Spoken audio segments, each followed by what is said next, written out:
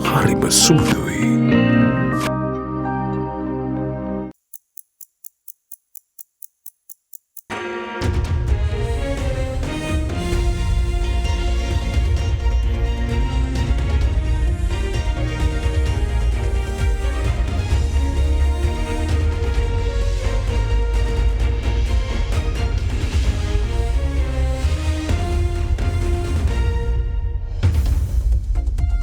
Tonight on First at 9 this Saturday the 16th of March 2024.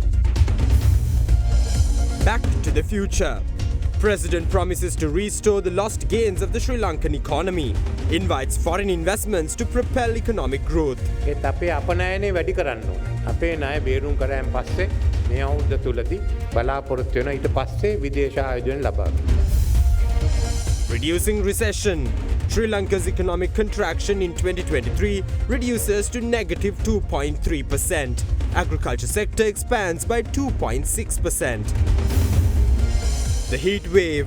As extreme heat spreads island-wide, medical experts urge the public to take precautions against possible fungal infections. Race to the top. COPE chairman vows to take legal action over defamation. විජිත හේරත් ගරු මන්ත්‍රීතුමා අන්නේ චෝදනා එතුමාට පුළුවන් අධිකරණයේ ඉදිරියට ඇවිල්ලා ඉදිරිපත් කරා. Political arena heats up with views on the upcoming presidential election. තාමත් අපි ඊළඟ ජනාධිපති අපේක්ෂකයා කවුද කියලා කතා කරලා නැහැ. අපිට පාර්ලිමේන්තුව විසිරවන්න කියලා කවුරු හරි යෝජනාවක් ගෙනාවොත් ඒකට විරුද්ධ වෙන්න බෑ. මොකද අපි දැන් ඔක්කොම ජනාධිපති අපේක්ෂකයෝ නේ. ඉතින් දාන්න පුළුවන් හැමෝටම දිනන්නනේ බෑ. ඔබේ විශ්වාසය දිනු සෙන්සුරයින් දැන් ළඟමැති ෆාමසියෙන් ලබාගත හැක. From Ada Derana, this is Ada Derana First at 9. Live from Studio 24 in Colombo. Good evening and welcome to Ada Derana First at 9. I'm Aditya Durasinghe joining you live with the latest in Sri Lanka and around the world. Now taking you straight to your top story tonight. President Ranil Wickremesinghe vowed to restore the Sri Lankan economy back to where it was in 2018 before a multitude of exogenous and endogenous shocks brought the country's economy to its knees. The president further revealed that the economy is expected to grow by 2% this year. Addressing a gathering in Colombo yesterday, President Ranil Wickremesinghe also claimed that the government expects to obtain foreign investments to develop targeted areas such as Trincomalee, Hambantota, Bingiria, Kandy and Jaffna once Sri Lanka's debt issues are settled. A discussion with all district secretaries and divisional secretaries was held yesterday at the Foundation Institute Colombo, chaired by President Ranil Wickremesinghe. Discussions centered on the progress of government-implemented development programs. අපේ ආර්ථිකය කඩාවැටුණාන් පස්සේ This year we expect the economy to grow once again ever since its collapse. Our economic development reduced in 2019 in the aftermath of the Easter Sunday attacks. The economy contracted by 7% by 2022 during the COVID-19 outbreak. For the first time this year, we expect an economic growth of 2%. By 2027 at least, I am trying to bring the economy back to where it was in 2018. We must provide aid to low-income earners who need support. We must allocate funds for this purpose, and at the end of the day, your money will be dispersed for that purpose. We will inject those funds into the economy this year to induce economic growth. Keep in mind that our imports exceed exports. We will have to secure more funding through debt each year. All that's left for us to do then is to bet on when the next economic collapse would take place. Will it be in the next 15 years, the next 10 years, or the next 5 years? All of us suffered. There is no point to that suffering if we end up there once again. Our exports must increase. We expect to secure foreign investments after settling our debt this year. Several areas have been identified for such investments. Among those locations are Trincomalee, Hambantota, Bingiria, Kandy and Jaffna. Investment zones will be put up in those locations to induce development. Steps to establish a digitalized green economy will begin after this year. මේ අවුරුද්දෙන් පස්සේ අපිට පටන් ගන්න තියෙන වැඩසටහන. New Dulux Pentolite Hygiene Plus. Refreshing walls for generations. And now taking you to the latest on weather. As extreme heat dries up the country, medical specialists warn the general public of possible fungal infections caused as a result of the extremely hot weather. While urging the public to refrain from unnecessary direct exposure to sunlight, Medical experts also informed the public to receive proper medical advice and treatment to address fungal infections which may arise as a result of the hot weather. Parts of the country continue to experience soaring temperatures and extremely hot weather conditions over the past few days, waging a heavy toll on the general public. This was caused as a result of the El Nino condition currently affecting the island. The highest recorded temperature of 38.3 degrees Celsius during the past 24 hours was reported from the Kurunegala area. In addition, the temperature of both Vaunia and Anuradhapura districts stood at 36 degrees Celsius. The Department of Meteorology meanwhile said that the heat index or the temperature felt on the human body was increased up to caution level in certain parts of the country. Following the prevailing extreme weather condition, the public is urged to remain hydrated, limit strenuous outdoor activities and wear lightweight and white or light-colored clothing. Further, experts point out that there is a tendency for blisters to appear when direct sunlight falls on the skin, which could lead to a plethora of skin diseases. White spots on skin, itchy skin, blisters due to sweating and fungal infections may occur in places where sweat accumulates. I request the public to refrain from purchasing drugs from pharmacies for fungal infections without any proper medical consultation. Sports meets are currently taking place in schools. Therefore, I advise teachers and students to protect themselves from direct exposure to sunlight. Now in other news, Inspector General of the Police Deshabandhu Tennakon pledged that the police will not allow organised crime to continue in Sri Lanka from here on. In the meantime, Minister of Public Security Derana English stated that a decision has been taken to eliminate organised crime through whatever means necessary, while further urging those engaged in drug trafficking to stop or face severe consequences if they fail to do so. An emergency call centre was launched in Vaunia today, allowing the Tamil-speaking community, especially in the north and the east, to call the 107 hotline seeking assistance.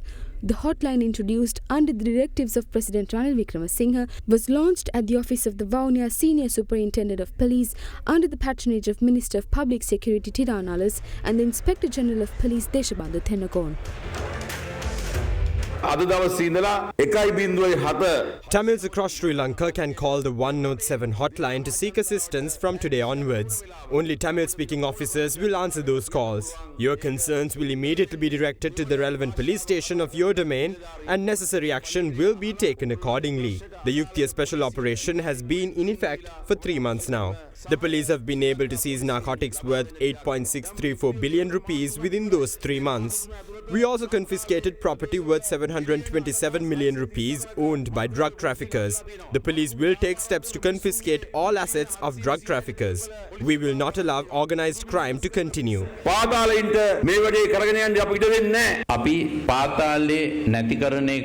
We have decided to do anything to eliminate organised crimes in Sri Lanka.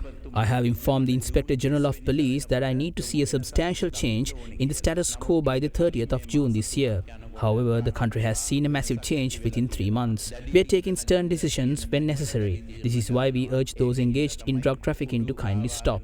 They will have to face serious consequences if they fail to do so. And now taking you to the political stories in today's bulletin, opposition leader Sajith Premadasa promised to put up solar electricity projects in temples and other places of religious worship to address the woes pertaining to electricity tariffs consistently voiced by the Buddhist clergy along with other stakeholders. Speaking at a meeting this morning, the opposition leader said that good governance will be maintained when managing the affairs of the country. Meanwhile, expressing his views at the meeting, Venerable Maligawila Asajithera added that everyone should unite to serve the country. A meeting with Buddhist monks was held this morning in Kalutara under the patronage of opposition leader Sajith Premadasa.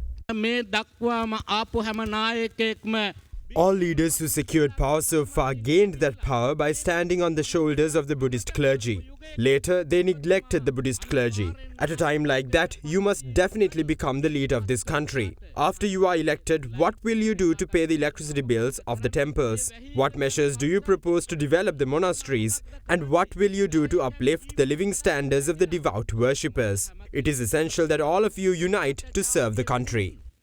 මේ වසර අවසන් වන විට We expect to implement solar energy programs in temples and in other religious places to address the prevailing electricity issue. We will also work towards a solution which generates an income for the temples via the returning of the excessive electricity which is generated as such to the national grid electricity system. We will put together a solution through which temples will be able to earn an income by transferring the surplus solar electricity generated to the national grid. We further anticipate to maintain good governance when managing the affairs of the country. යහපත් රාජ්‍ය පාලනයක් ක්‍රියාත්මක කරන්නට අපි හැම විටම අදහස් කරනවා. Leader of the National People's Power, Andrakumara Dissanayaka, highlighted that his party does not promise a federal state or further extensions to the 13th Amendment just to secure the votes of the communities living in the north and the east. The NPP leader went on to say that it is important to unite while establishing a government rather than uniting after establishing one. The National People's Power's Kilinochchi district rally was held this morning under the patronage of NPP party leader Anurakumara Dissanayaka. A majority of the Sinhalese in many parts of the island support the NPP. Is there a point in winning the election solely through the votes of the Sinhalese? What is the point of a government which lacks the support of Tamils and Muslims? We must not only unite after forming a government, we must also unite while forming a government as well. We won't promise a federal state or further extensions to the 13th Amendment just to get your votes. We are not here for a deal. We must allow you to reclaim your lands. Let's all find out where we need to amend the constitution. Let's put together all the changes we need to implement to ensure political rights. Will addressing those issues be enough? We pledge to you that we will ensure every citizen has the right to have 3 meals a day. There was an event of the Sri Lanka Air Force recently in Jaffna. The State Minister of Defence Pramitha Bandara Tennakon, Sagala Ratnayaka, Shavendra Silva and Secretary to the Minister of Defence Kamal Gunaratne arrived at the event in separate helicopters. These leaders with such practices are asking the general public to wait till 2048 to obtain medicine. The people of Sri Lanka do not have food and medicine and they are being asked to wait till 2048. I am not telling you that all of these shortages will be addressed once we come into power. Therefore, establishing a government is not the end of everything, it is rather the beginning of bringing the country out of crisis. Now in other political news, leader of the Maubima Janata Party, Dilip Jayavira, called on the public to unite to destroy the country's evil political structure. He made these comments while addressing a public gathering in Alpitia today. Speaking further, Jayavira said the actions of Basil Rajapaksa is the main reason behind the formation of his party, which he believes is capable of providing a better future to the country's youth. The Praveshaya dialogue aimed at making Sri Lanka a happy nation, organised by the Maubima Janata Party, was held in Alpitia today under the patronage of its party leader Dilip Jayavira.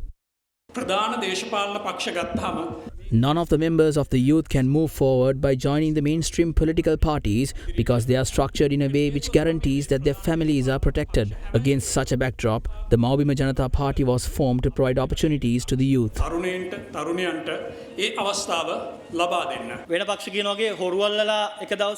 In contrast to what other parties might say, it is impossible to change this country overnight by catching thieves. As a leader representing the youth, I believe that their slogan of developing the country by recovering stolen assets is meaningless because none of them have presented a program on how they are going to develop the country. On the 9th of July 2022, loads of people took to the streets to force the country's executive president to vacate office. We were also a part of it. On the same day, several youngsters came to Derana and forced that Derana should apologize to the nation. I was one of the main protesters who went inside Derana. I can see that people challenge Dilip Jayavira on social media under different themes. It will continue. I challenged him by visiting his office. However, I am here today to support the person who accepted that challenge.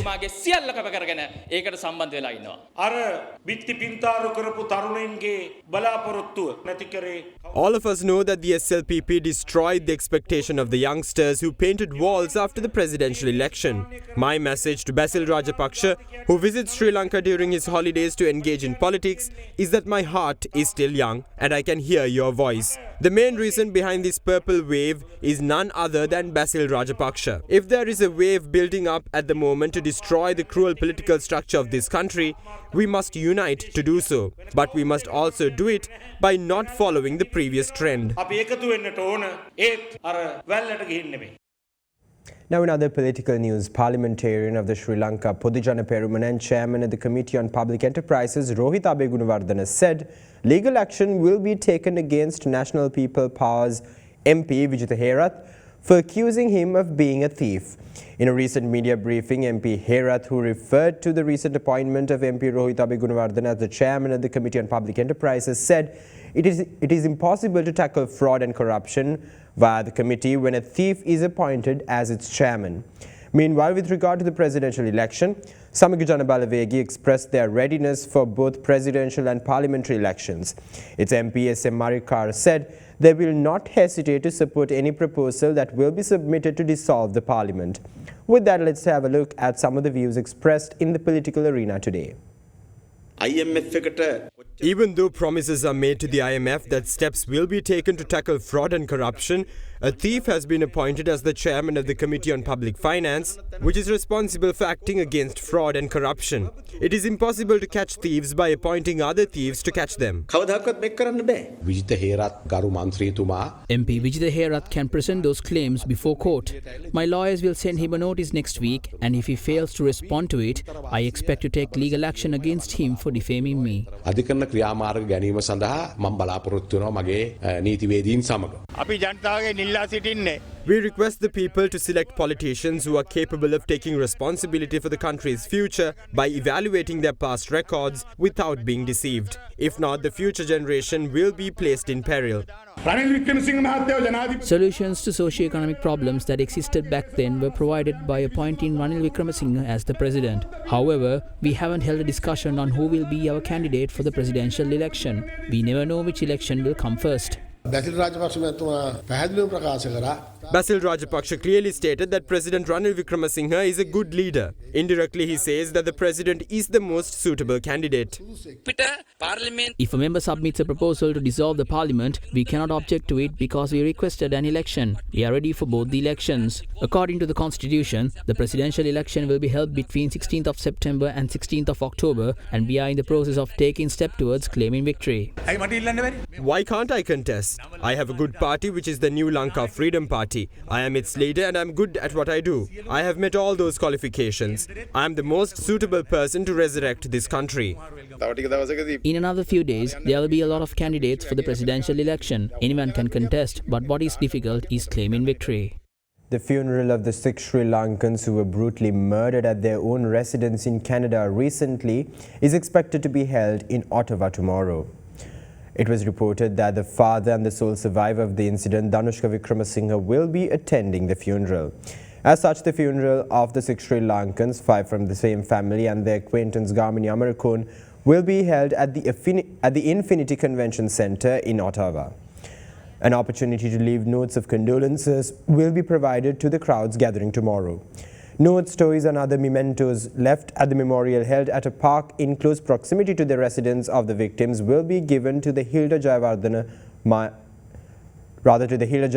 Rami Buddhist Monastery.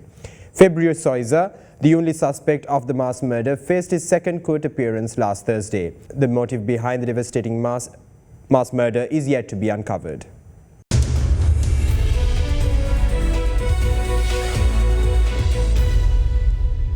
Welcome back. Now, Sri Lanka's economy has receded by 2.3% in 2023 according to the latest facts and figures released by the Department of Census and Statistics.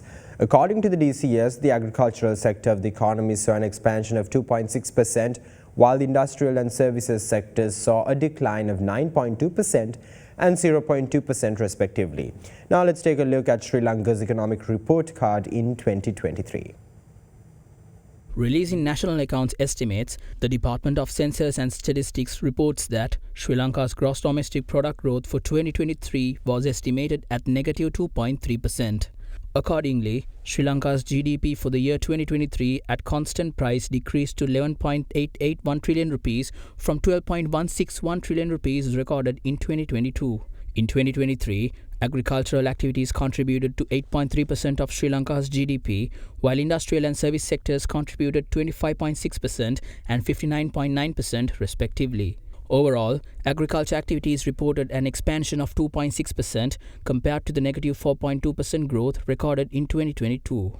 Expansion in the agricultural activities were mainly driven by growing of rice, which accounted for 20% of total agricultural production, growing of other perennial crops at 8.9%, growing of fruits at 7.2%, marine fishing and marine aquaculture at 4.9%, growing of vegetables at 3.2%, growing of cereals at 2.9%, animal production at 1.8%, and agricultural supporting activities at 1.5%.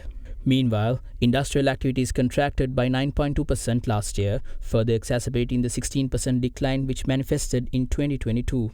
Contraction in construction and mining and quarrying activities, which account for 20.8% and 22.3% of total industrial activities, led the steep decline of industrial activities. In the year 2023, the service sector contracted for the second consecutive year, edging down 0.2% compared to the 2.6% decline reported in the year 2022.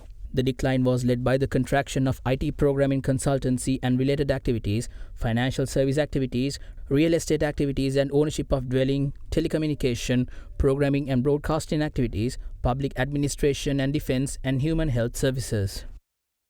Now in other business news, President Ranil Wickremesinghe revealed plans to provide concessions to those engaged in gems and jewellery sector in response to the challenges faced within the industry. Addressing concerns of stakeholders in the industry during a meeting held at the Presidential Secretariat yesterday, President Wickremesinghe stated that immediate changes to the tax policy are not feasible. However, he added that efforts will be made to devise an effective system to enhance the gem and jewellery sector. President Ranil Wickremesinghe directed officials to develop a viable system aimed at bolstering the gem and jewellery industry, and further instructed them to collaborate with both the public and the private sectors to draft a proposal addressing these issues within 2 years. President Wickremesinghe further emphasized the need to focus on boosting exports within the gem industry in Sri Lanka, along with enhancing value-added processes. The President additionally highlighted plans to initiate mining operations in the Sabaragamuwa province and Nuwara district in the future.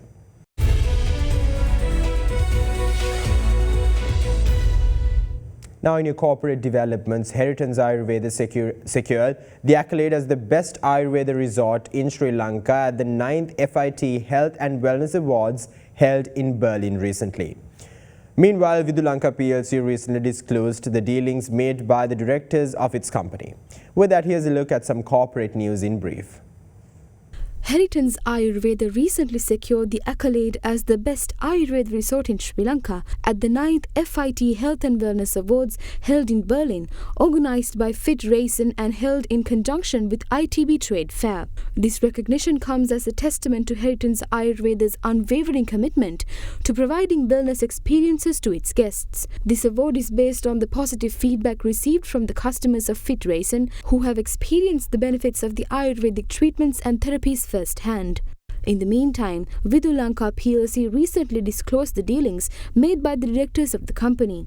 Accordingly, Riaz Sangani and Shahid Sangani purchased a total of 217,723 shares at ₹5.30 per share. The relevant transaction, which took place on the 14th of March, was notified to the board of directors following the date of transaction.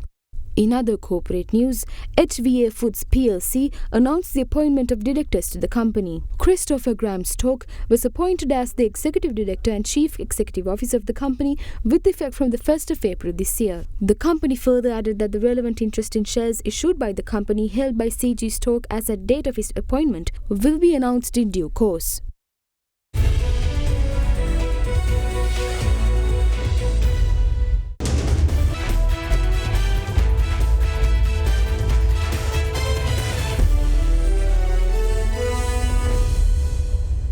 Now in your sports news, Sri Lanka and India will co-host the ICC Men's T20 World Cup, which will be held in 2026. This decision was made at the board meeting of the International Cricket Council, which was held yesterday.